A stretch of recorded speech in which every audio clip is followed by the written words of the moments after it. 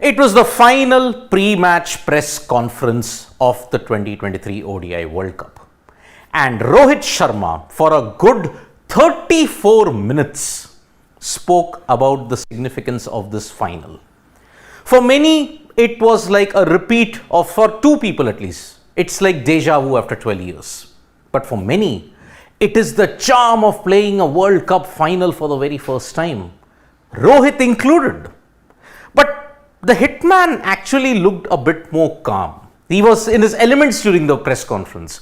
There was like the introduction that the media manager Anand Subramaniam was giving, and then Rohit Sharma, "Arey, unko sab pata hai yaar, chalo shuru karo jaldi." In his vintage elements, he was starting the press conference in his typical Rohit Sharma self. There were some interruptions when the journalist's phone rang and all that, and that's why Rohit became irritated. But what he spoke those 34 minutes highlighted the journey, highlighted how the team is feeling at this point in time, what are his opponent's strength, and more importantly, the pitch. Rohit Sharma and the Indian cricket team at this point in time firmly believe that they like to stay in the present. What has happened in the past, what will happen in the future, they are not worried about that one bit.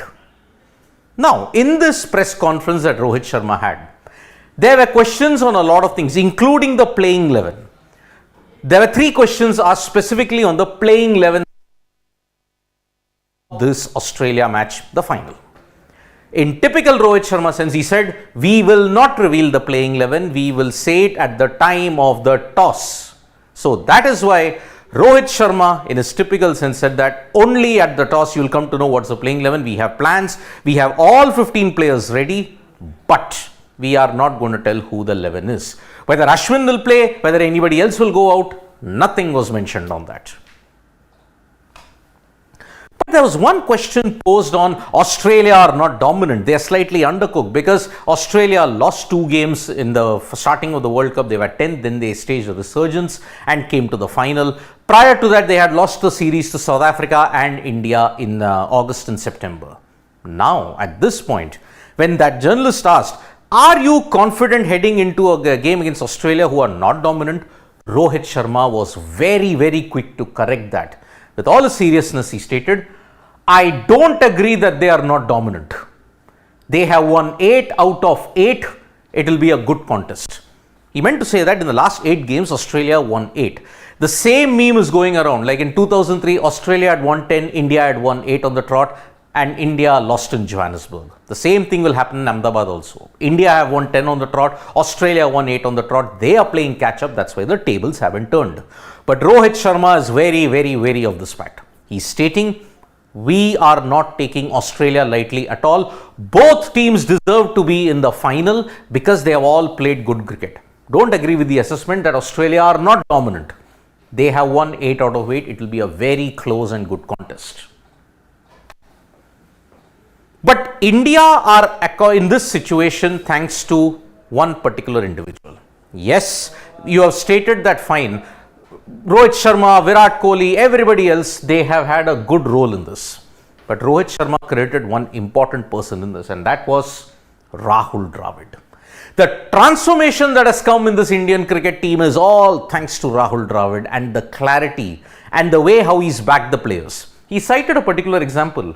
Rahul Dravid has played a massive role. It's quite contrasting how Rahul has played his cricket and how I am playing these days. I mean, come to think of it, when was Rahul Dravid known for big hits, aggressive hits? Rohit, aggression par excellence, clearing boundaries at will, sixes at will. Rahul Dravid, quite the contrast. But for him to give us the liberty to play the way we have played.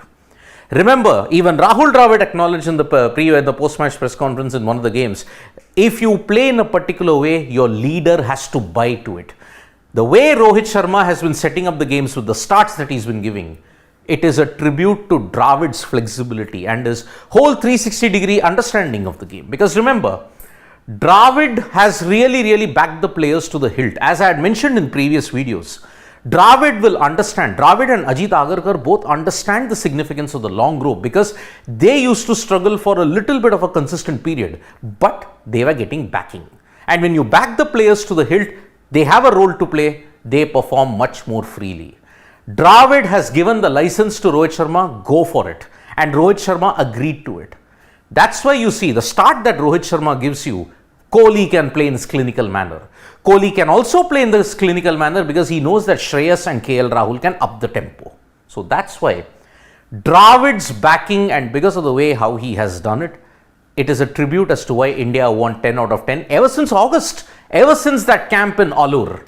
When India have been winning games, they have lost only 2 games ever since August. One to Bangladesh, one to Australia. They have lost none in this World Cup. But when did the preparation begin?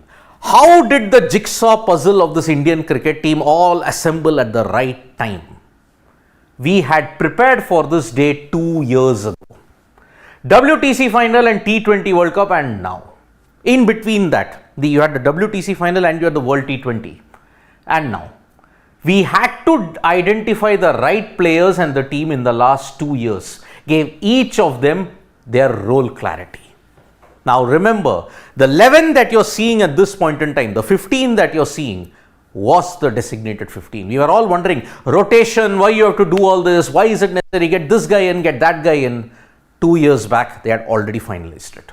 Because look at the bowlers, look at the way how it has come. You have to also understand, in the planning, players got injured. Look at the right time they came back in. KL Rahul, Shreyas Iyer came back in during the World T, during the Asia Cup. Bumrah came back for the Ireland series just to ease him in, and then you saw how this team, like a well-oiled machine, has gone on. That is why foresight, if you have to look at it, this team has foresight. That's why they are in the final. Come whatever may, India have shown, Dravid has shown that he has the foresight, and that's why this team executed it. Luckily, they got their way with injuries despite so many setbacks. But the plan for November 19th, 2023 started 2 years ago. Despite all the setbacks, they held firm, and that is why you have to credit Dravid's foresightedness and the backing that the team management have given. But now on the pitch. The pitch was the major focus during the India-New Zealand game at the Wankhede Stadium. Suddenly there was a problem with that pitch, and then you changed to the adjoining strip. No problem in that, because there is no written rule. There is no written rule that you have to play the match on the fresh wicket or on the used wicket. But on the pitch that will be used in the India versus Australia final, Rohit Sharma clearly stated, it is the same wicket that was used in the India versus Pakistan encounter, but with a slight difference. He said, that wicket, India versus Pakistan, had no grass. This wicket has grass. That wicket was drier than this. I think this wicket will be on the slower side. We'll assess the wicket again tomorrow. So, do you think Ashwin will come in? My gut instinct is no. You are playing with the same 11 that you have been playing ever since Dharamshala. So, there will be no place for Ashwin. This wicket, the same wicket will be used to ensure that India play that same 11. On the other hand, dew. What about dew? He said it is very, very fickle. When they practiced against Pakistan, at that time there was dew. But during the game time, there was no dew. In Mumbai, there was no dew in the semi-final. That is why conditions are fickle, but you have to execute it at the right time, and that's what this Indian cricket team has been doing. All eyes are on Mohammad Shami. 6 matches, 23 wickets, 9.13 average with 3 5-wicket hauls. Imagine if he had played the first 3 games, how many wickets he could have taken? 30, 35? We don't know. But Mohammad Shami has been the ultimate team man, and that is what Rohit Sharma highlighted. He stated, it was tough for Shami to not play the first few games. It was tough. But the team composition was such that they had to keep Shami out. But being a senior player, he was there to help Siraj and Bumrah. He was working on his bowling also at this point in time, but Shami is the ultimate team man, and that is why he helped Siraj and Bumrah when he was not playing. On the field, off the field, Shami has been the ultimate mentor, and that is why his spell, even Pat Cummins identified Mohammad Shami as a big threat in the final. He will be the key heading into that match. So, Shami has made up the disappointment of not playing in the first 3 games and has put on a show. 6 matches, 23 wickets. Truly phenomenal. But is the Indian cricket team going to bat very aggressively and take the game away? No. Rohit Sharma added a bit of caution in that. He stated, you have to adapt to situations like I did against England. I am pretty clear about how I need to adapt to certain situations. Adaptability is the key. You saw that adaptability in the game against England. Virat Kohli fell for a duck, but Rohit Sharma had to curb his natural game and get to 87. You saw in Chennai, Rohit Sharma fell for 0, but then Rohit Sharma, and then if you look at it, Virat Kohli and KL Rahul both hit 50s. That is the adaptability that you're talking about. And you've already seen 2 such instances, which states that your bad 30 to 45 minutes is over. That era is long gone. You have so much depth now that this Indian cricket team can bounce back in grand style. Now, India is the odds-on favourite, right? Going strong, winning games, winning by clinical margins while chasing or defending. But Rohit Sharma is very cautious about this fact. He stated, you cannot buy into an aura. There is no aura in the team. Why? Because he stated, if you make a mistake tomorrow, those 10 games that you played earlier will not matter much. For me, think and live in the present. This is the quality that Rohit Sharma has ingrained in this entire team. Don't think about the future. Don't think about the past. What has happened in the past, let it be.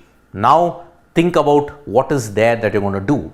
Yes, he did say that as a professional sportsman, it is tough to ensure that you do not hide your emotions. He cited some examples in the dressing room. There were some people laughing, there were some tense faces, but as a professional sportsman, you have to put all that aside and ensure that you give 110% on that day in the final. Yes, you have played in the final. You'll cherish it for the rest of your life. Rohit Sharma also said, like, it was an emotional moment. 2011, I don't want to go back there. I'm happy where I am at this point in time. The fact that I'm leading the team in the final of a World Cup, I have grown up watching 50 over cricket, and this World Cup is the pinnacle of that. Rohit Sharma, destiny will beckon for him on November 19th. Cool, calm and composed. Can he join MS Dhoni on November 19th and Kapil Dev? That will be the question. But for all the things that you know, this team is staying in the present, and it is this mindset that has helped them reach here. He's acknowledged Australia are not weak. He's acknowledged that this team will have to put in a big effort to ensure that they win. So with all that, we wish the Indian cricket team all the best for the final. All the best to Rohit and his 10 guys. We hope that the cup comes back after 12 years and 20 years of pain is erased for this generation to remember it in golden words. Thank you so much, folks, for joining us for this live. We'll be back with more updates on Sports Today. Tap that bell icon so you know when we go live. And don't forget, we're on Facebook, Twitter and Instagram as well. Bye-bye.